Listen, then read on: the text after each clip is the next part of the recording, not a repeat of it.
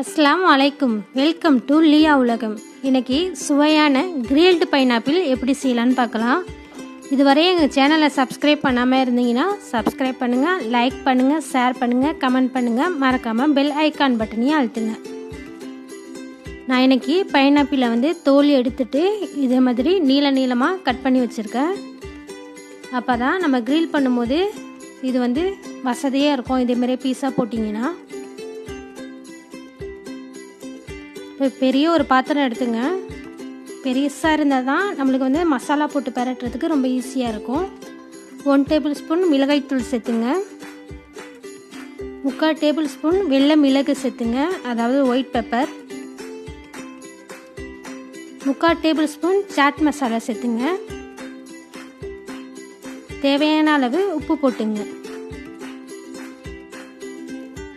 பாதி lemon sir புளிஞ்சிங்க.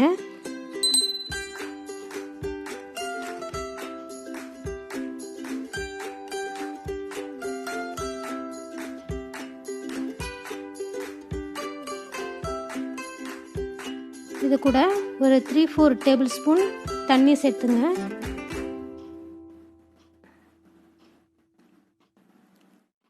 அரை table spoon சீனி சேர்த்துங்க, அதாவது சுகர். இது எல்லாத்தையும் நல்லா மிக்ஸ் பண்ணிட்டு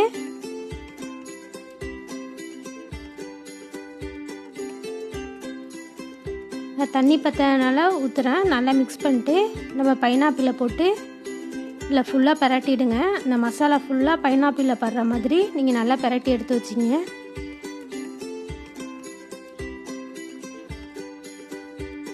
இப்போ இதுமாரி ஸ்டிக் இருக்கும். அதில் பைனாப்பிளை நம்ம குத்த போகிறோம்.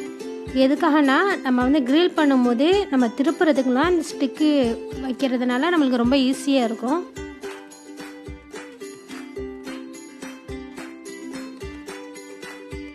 பாருங்கள், திருப்புறதுக்கு ரொம்ப ஈஸியாக இருக்குது.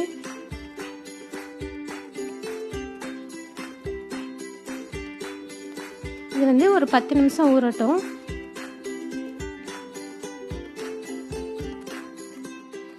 இப்போ ஒரு தவா எடுத்துங்க. அதில் கொஞ்சமாக ஆயில் ஊற்றிங்க.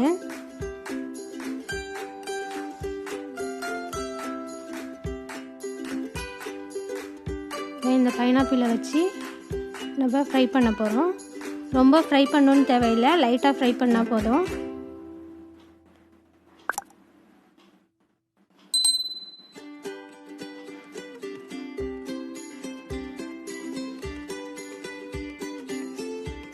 ஒரு சைடு ஃப்ரை ஆகிடுச்சு.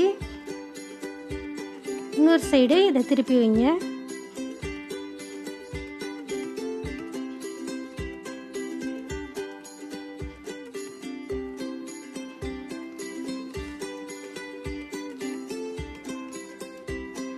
இந்த மாதிரி நம்ம 3 சைடையும் ஃப்ரை பண்ணி எடுத்துக்கலாம்.